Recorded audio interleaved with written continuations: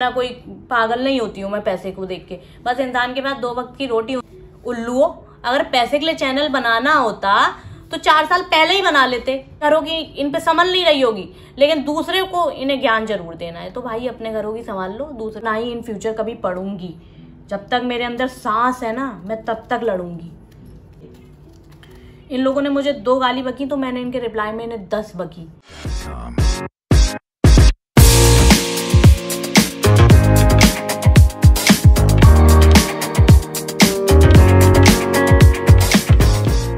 Hello guys, स्वागत है आप सबका साक्षी अजितेश ब्लॉग्स में। कैसे हैं आप सब? आई होप आप लोग अपने घरों पर बहुत मस्त होंगे, स्वस्थ होंगे।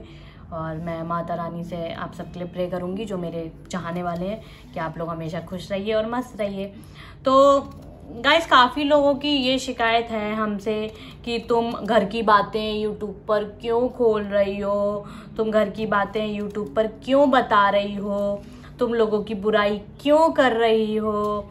तो देखो, मैं पहले ही क्लियर कर चुकी हूँ कि बुराई वो होती है जो पीठ पीछे करी जाए। मैं तो खुल्लम खुल्ला बोल रही हूँ। और आप लोग ये सोच रहे होंगे, मतलब आप लोग, मैं बार बार यही कहती हूँ कि आप लोग सोचिए कि ऐसी क्या ज़रूरत पड़ गई होगी कि हमें अपनी बात यूट्यूब पे बतानी पड़ गई होगी। और हमने बहुत प्रयास किया, मैंने और अजितेश ने, दोनों ने, अजितेश की फैमिली से बात करने के लिए। लेकिन एक होता है ना कि जहाँ पर वोटिंग सिस्टम ज़्यादा होता है, वो इंसान हमेशा जीत जाता है। और मैं और अजितेश हमेशा अकेले रहे इस मामले में। इनके पिताजी ने कुछ गलत किया, तब भी लोगों ने हामी भरी कि हाँ आप ठीक हो, क्योंकि किसी की बोलने की हिम्मत ही नहीं होती उनके सामने कि भाई। और ऐसा नहीं है कि इनके पिताजी से सारे लोग खुश हैं, वो हमें पता है कि कौन कितना खुश है। लेकिन बस वो है कि गुलामी वाली आदतें हैं यहाँ के लोगों की, कि भाई गुलामी करनी है। और अजितेश के पिताजी की दूसरी शादी से भी कितने लोग खुश हैं, ये भी हमें पता है। लेकिन आज तक अजितेश के पिताजी के सामने किसी ने ये बात नहीं बोली कि तुमने ये गलत किया। जब वो इंसान सामने पड़ता है किसी के, तो अरे नहीं आप बहुत अच्छे हैं, अरे नहीं आपने बहुत अच्छा किया, ऐसे लोग रिएक्ट करते हैं। तो ऐसे दोगले लोग मुझे कभी पसंद नहीं आए और ना ही आगे कभी पसंद आएंगे। तो सिर्फ मैं ना दोगली नहीं बनी इन लोगों की तरह कि पीठ पीछे इनकी मजाकें बनाऊं। जैसे एग्जाम्पल दूंगी मैं बिल्कुल साफ साफ, जैसे इनके भैया की वाइफ करती है, अजितेश के भाई की वाइफ करती है, वो पीठ पीछे इन सब की बुराई करती है। सारे रिश्तेदारों की लो, सारे घर वालों की लो, लेकिन वो सामने ना मीठी छुरी बन जाती है। बस अपन पे वही नहीं होता यार। मेरे काफ़ी नोन है, उन लोगों ने मुझे समझाया भी कि तुम काम निकालो अपना। यार अपन ने कभी सीखा ही नहीं काम निकालना। और पता है मैंने आप लोग को इतनी सारी बातें बताई, इतना सारा मतलब ब्लॉग बनाए, सब कुछ। तो आप लोग सोचिए कि जरूरत क्यों पड़ गई, क्योंकि हमने जब भी इन लोगों के सामने वो बातें रखी तो इन लोगों ने कभी उस चीज़ पर ठीक से रिस्पॉन्स ही नहीं किया। और आज भी इन लोग को ये चीज़ रियलाइज़ नहीं है कि इन लोगों ने मेरे बच्चे के लिए दरवाजे बंद किए थे, मेरे साथ इतना गलत व्यवहार किया था। और मैं अपने मुँह से बोल रही हूँ, अगर मैं सीधी सादी लड़की होती ना, जो आजकल की बच्चियां हैं, मतलब आजकल तो मैं तो यही कहूँगी कि स्ट्रॉन्ग बनना चाहिए सबको। लेकिन होती है ना काफ़ी लड़कियां जो बेचारी घुट घुट के जीती हैं, अत्याचार झेलती हैं, आवाज़ नहीं उठाती। तो अगर मैं उस टाइप की होती ना, तो ये लोग मुझे मार देते, नो डाउट। ये अपने मुंह से बोल रही हूँ मैं। ये लोग मुझे इतना मजबूर कर देते, इतना परेशान तो वैसे कर देते थे, लेकिन मैं बहुत स्ट्रॉन्ग रही हूँ हमेशा से। इन लोगों ने मुझे 2 गाली बकी तो मैंने इनके रिप्लाई में इन्हें 10 बकी। तो आज मैं अजितेश के साथ इसीलिए मैं बैठी हुई हूँ, वरना अगर मैं सीधी सादी होती तो ये लोग मेरा तलाक करवा देते, या फिर मुझे इतना मजबूर कर देते कि मुझे सुसाइड करना पड़ता या मुझे यहाँ से जाना पड़ता। लेकिन मैं कमज़ोर नहीं पड़ी कभी भी, और ना ही इन फ्यूचर कभी पढ़ूंगी। जब तक मेरे अंदर सांस है ना, मैं तब तक लड़ूंगी।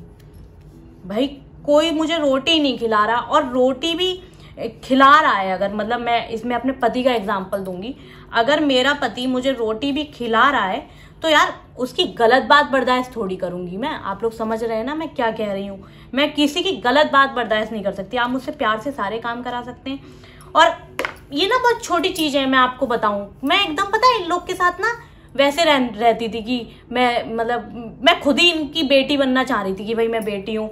अजितेश की दादी ने 2-3 बार मुझसे बोला कि गेहूं डालाएगी क्या चक्की पे, तो भाई मुझे देखो स्कूटी तो चलानी आती है। तो और मुझे ना कोई भी काम करने में शर्म नहीं आती। मैं आप लोग को बताऊं, कोई भी काम करवा लो, कंडे पतवा लो, चरी खंदवा लो, क्योंकि मैं ऐसे परिवार से हूँ जहाँ पर ये सारी चीजें होती थी और मैं करती थी, ठीक है, क्योंकि मुझे अच्छा लगता था। बाद में मेरी डांट पड़ती थी मेरी माँ से, वो बात अलग है। तो अजितेश की दादी ने 2-3 बार की गेहूं डाला है कि क्या चक्की पे, तो मैं वो तक डालने गई हूँ। मतलब ये छोटी चीजें देखो बताने वाली नहीं है, लेकिन सोचो कि मैंने एकदम नॉर्मल होके मैं इनके साथ एडजस्ट होने की कोशिश कर रही थी सब कुछ, लेकिन चरासी कोई मतलब मेरे पीछे मीठे बनते थे और पीठ पीछे मेरी बुराई करते थे, ठीक है। तो मुझे सिर्फ यही चीज पसंद नहीं आती थी। और सबसे बड़ा रीजन मैंने आप लोग को बता दिया था कि पड़ोसी का आना जाना बंद नहीं हो रहा था, और वो चीज मुझे बहुत खराब लगती थी। आप लोग अपने ऊपर रख के सोचिए कि भाई आपके किसी भी घर के सदस्य की लड़ाई है आपके आस पड़ोस में, आपके किसी से भी, तो आप उसे बैठाओ तो ऑब्वियसली बात है घर के सदस्य को खराब लगेगा। लेकिन ये लोग तो मुझे कभी घर का सदस्य मानते ही नहीं है। और अजितेश भी हमेशा इन लोग के लिए रेडी रहे। अजितेश को अगर मतलब किसी ने रात में 12 बजे फोन किया कि ऐसी चीज की जरूरत है, तो अजितेश भागे भागे गए और मैंने भी बोला हाँ भाई जाओ। लेकिन तब भी इन लोगों ने हमें कुछ नहीं समझा, मतलब इतना बुरा व्यवहार किया। और मैं ये सब बता रही हूँ बात की बातें, जब विवाह हो गया था मैं नॉर्मल हो गई इन लोगों के साथ। तो हमने अभी भी हेलो गाइस, तो अभी भी हमने प्रयास किया इन लोगों से, अभी भी हम लोगों ने इन लोगों से प्रयास किया बात करने का।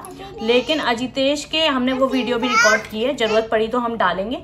अजितेश के पिताजी आए, मतलब नीचे जो गेट है वहां से निकल के ड्राइंग रूम के गेट से, और उन्होंने सिर्फ अपनी बात रखी कि भाई बिजली से रिलेटेड बात थी कि ऐसे नहीं ऐसे कर लो, बात खत्म। और उसके बाद कोई मतलब नहीं है कि क्या बात कहना चाह रहा है मेरा बेटा, क्या नहीं कहना चाह रहा है। और एक दिन मैंने जैसा कि बताया ब्लॉग में कि रात में भी अपने बेटे से वो स्पीकर पे कुछ बात कर रहे थे, तो हमने ऊपर से सुन लिया। तो हमने जवाब, मतलब अजितेश ने यही कहा कि जो तुम अपने बेटे से बात कर रहे हो डायरेक्ट मेरे मुंह पे कर लो, मुझसे कर लो।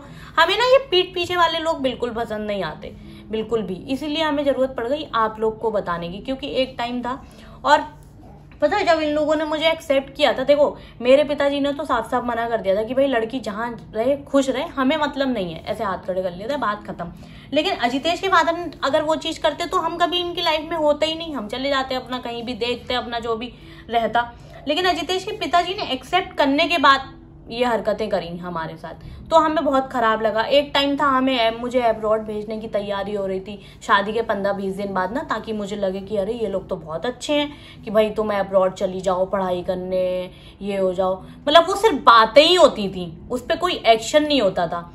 एक दिन फिर क्या कहते करवा चौथ आई, तो उसका ब्लाउज बनवाया मैंने 500 रुपए का। तो अजितेश की बहन ने तुरंत टोक दिया कि अरे हम तो भैया 150 रुपए के ब्लाउज बनवा लेते हैं। और मैं सही बताऊं तो ऐसा कुछ खास नहीं था उस ब्लाउज में, लेकिन वो डिजाइन के बस पैसे ले लिए थे आंटी ने। तो मुझे ना बहुत अजीब लगा, मैंने कहा हैं, और कह रही अरे हम तो भैया 150 रुपए के ब्लाउज बनवा लेते हैं, हमारे पापा के पास इतना पैसा थोड़ी है शीनू। तो मैंने मन में सोचा अच्छा अभी तक तो अब्रॉड भेजने की तैयारी हो रही थी। और आप लोग देख ही चुके होंगे मुझे ब्लॉग में कि मैं कितना सिंपल रहती हूँ, मुझे कुछ पहनने ओढ़ने का शौक नहीं है। मेरा तो ये है कि बस टी शर्ट पहन लो और शॉर्ट्स पहन लो, लोअर पहन लो, बस। बाकी तो मुझे कुछ पहनने ना, मेकअप का शौक है, अजितेश का खर्चा बचता है सही बताऊं तो इन सब चीज़ों में। तो हमें बस इसीलिए हमें ज़रूरत पड़ गई, क्योंकि ये लोग कभी हमारे सामने बैठे ही नहीं। इन लोगों ने हमें बहुत लाइटली लिया हमेशा से कि हम अपनी बात रखते थे तो सुन के इग्नोर कर देते थे कि अरे क्या बोल रहे हो क्या बोल रहे हो, वो वाली चीज़। तो आप लोग हाँ, और एक चीज़ मैं और बोलूँगी, जिसको सुनना है मेरी आप बीती या कुछ भी कह लो, तो वो सुनो। और मैं किसी को जबरदस्ती पकड़ के नहीं ला रही हूँ कि भाई आप आइए मेरे चैनल पे और मेरी बातें सुनिए, ठीक है। तो आप लोग अपना ज्ञान अपने पास रखिए, जो फालतू ज्ञान दे रहे हैं उनके लिए ये बात, ठीक है। हमने झेली ये चीजें, मेरे बच्चे ने झेली है, मेरे पति ने झेली है, तो भाई मैं ही जानती हूँ। और जो चीज इंसान अपने ऊपर रख के फील कर रहा है, महसूस कर पा रहा है, हमारी दिक्कतें, हमारी परेशानियां, वो हमें मोटिवेट कर रहे हैं, वो हमें सपोर्ट कर रहे हैं। और आप जैसे लोग सिर्फ 10 सेकंड का ब्लॉग देखते हैं और जज कर देते हैं कि अरे ये वो। तो यार तुम्हें ब्लॉग देखना है देखो, सपोर्ट करना है करो, नहीं करना है मत करो, लेकिन फालतू का ज्ञान मत दो।